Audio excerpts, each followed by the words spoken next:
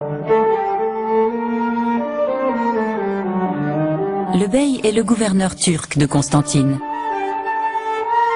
C'est aussi le nouveau maître de Harkholouf, qui l'a choisi pour ses capacités. Le bey achète de jeunes esclaves chrétiens et les entraîne pour se constituer une garde d'élite. Harkholouf va faire partie de cette milice.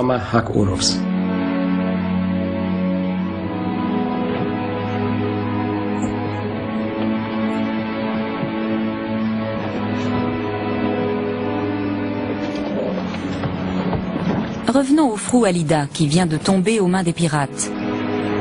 Skram et ses compagnons norvégiens prennent place à bord des vaisseaux pirates sous la contrainte.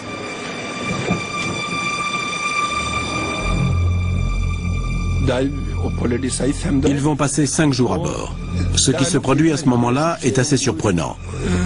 Skram, lui, est persuadé que les pirates tunisiens vont les maltraiter.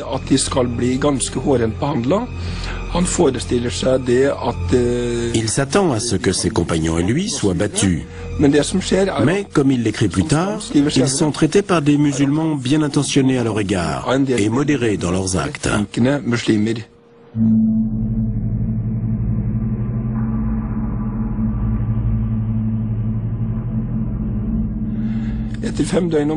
Après 5 jours de navigation, il arrive à la Goulette et de là, tout l'équipage est conduit en procession à Tunis.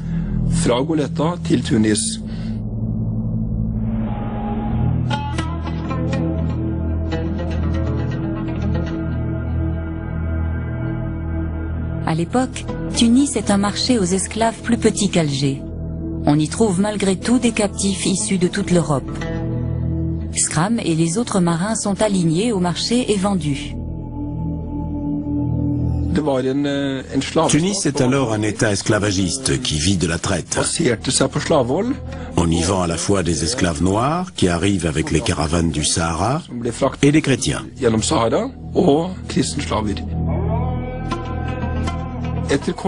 Au bout de quelques jours, l'équipage est conduit au palais du bey, qui se trouve à Bardo, à quelques kilomètres de la Médina de Tunis. C'est en quelque sorte la résidence du gouverneur. On y trouve une société en miniature, un petit Versailles. Il y a des harems, des bains turcs, des échoppes. Les 9 plus jeunes membres d'équipage sont désignés pour être serviteurs à la cour du bey.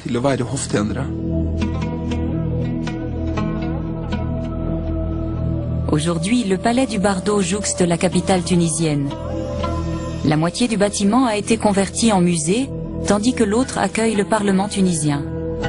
Sadek Boubaker a enquêté sur le sort des esclaves à Tunis. Au Bardo, il y avait une chapelle pour les captifs qui vivaient au Bardo.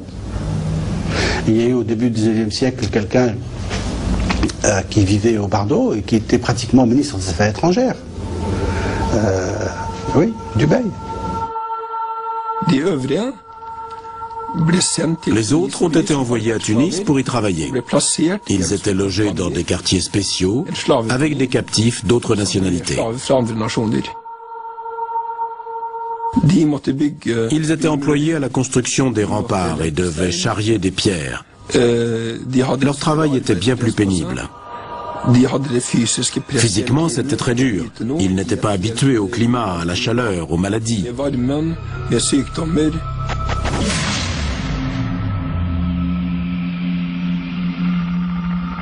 La torture est courante. C'est aussi le cas pour les prisonniers musulmans en Europe.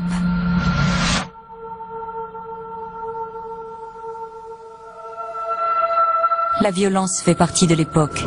L'humanisme reste encore à être inventé.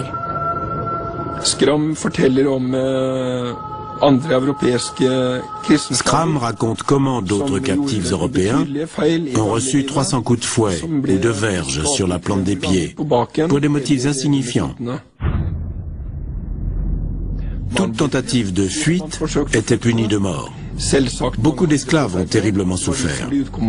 Prenez par exemple ceux qui ont été envoyés aux galères jusqu'à la fin de leur vie.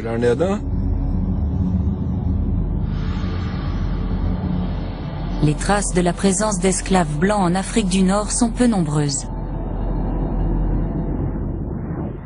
il est très difficile de pouvoir suivre leur itinéraire. Parce que, à partir du moment où ils prennent un nom musulman ou arabe, au bout de quelques générations, ils disparaissent dans la société. On peut repérer d'autres traces par les noms. Par exemple, Zgolli. Zgolli qui veut dire sicilien. Ou bien Ferrare, de Ferrare, de Ferrare. Ou Napolitan, de napolitain. Ou les Sancho, l'espagnol. D'autres noms comme ça qui restent. Mais ils restent surtout dans les régions où il y avait soit des bagnes, des endroits où on mettait les captifs, comme par exemple à Portofarina. Jusqu'à aujourd'hui, beaucoup de familles portent des noms qui sont d'origine évidente européenne.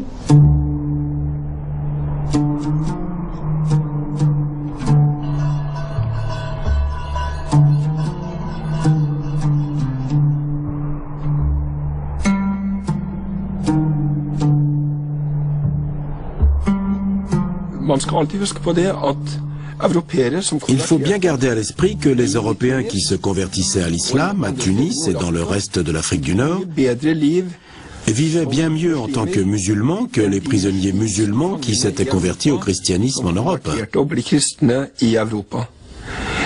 Ceux-là sont restés pauvres toute leur vie et n'ont jamais été intégrés à la société, alors que les renégats l'ont été.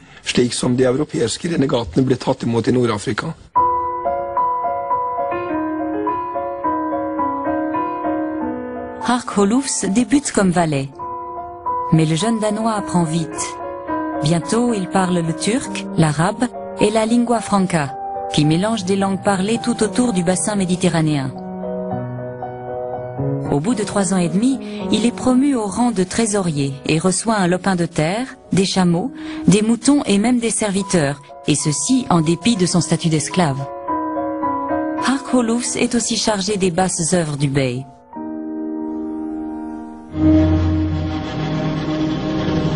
Sur les ordres de mon maître, j'ai assassiné bien des gens. J'ai aussi tué sans ordre. J'avais la pleine confiance du bey. Mon maître se faisait vieux et il préférait que je me charge de ses missions.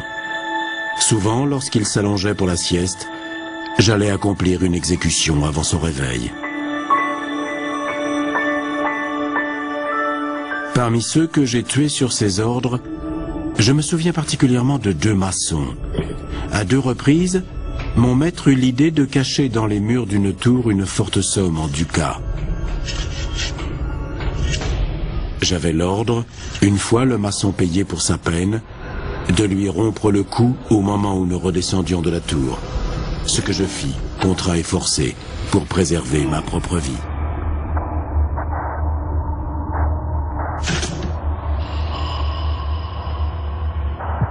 Mon maître avait 2 raisons d'agir ainsi. D'abord, il voulait être sûr que l'emplacement du trésor resterait secret. Ensuite, les Turcs croyaient que l'esprit de l'homme assassiné gardait les lieux, empêchant quiconque, à part son propriétaire, de mettre la main sur le trésor. Pour ce genre de mission, on ne pouvait pas utiliser les gens du coin. Il fallait que ce soient des esclaves. Les Turcs les ont intégrés dans leur système de répression en Afrique du Nord. Cela montre que les habitants ne se souciaient pas des esclaves, qui étaient dans une situation très précaire. Tant qu'ils étaient associés au pouvoir, ils étaient respectés. Mais s'ils tombaient entre les mains de la population, c'en était fini d'eux.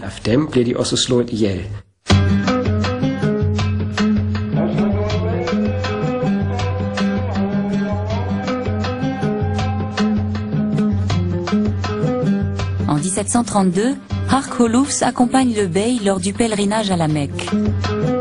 Le voyage dure 13 mois. 6000 personnes composent la caravane. Hark s'est forcément converti à l'islam. Sinon, il n'aurait pas pu être du voyage. Il écrit dans son autobiographie qu'il est allé à la Mecque et que seuls les musulmans pouvaient entrer dans la ville. Cela prouve qu'il s'est converti, même s'il écrit par ailleurs qu'il n'est jamais devenu musulman.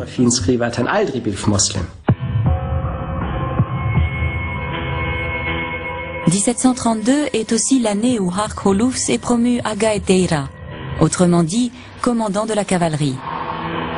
Il a atteint le sommet de l'échelle sociale pour un esclave.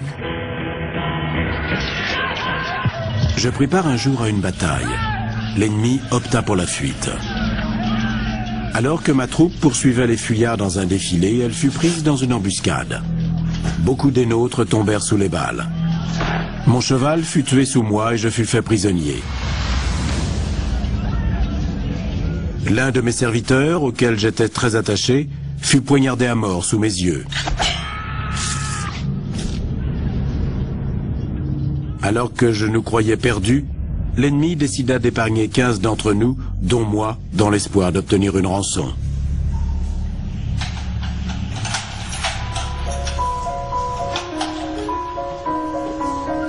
On m'emprisonna dans un donjon. Une femme vint me rendre visite. Elle était presque entièrement voilée. Seuls ses yeux et ses mains, couvertes de jolies couleurs, étaient visibles. Elle me posa plusieurs questions, après quoi je me jetai à ses pieds. Elle me demanda si les gens de mon pays croyaient en un Dieu qui régnerait sur le ciel et la terre.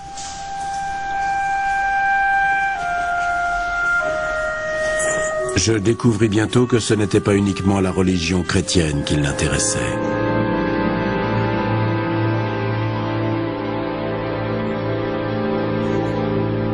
Lorsqu'elle repartit, je la suppliai à haute voix de plaider ma cause. «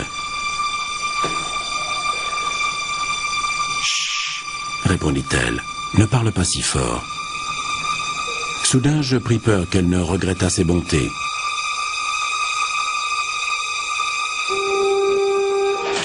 Mais quelques heures plus tard, un forgeron vint défaire mes entraves.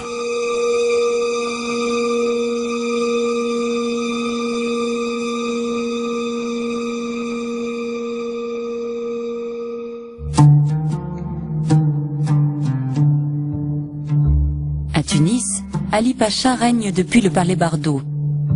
C'est ici que Skram, le marin norvégien, entre au service de son fils.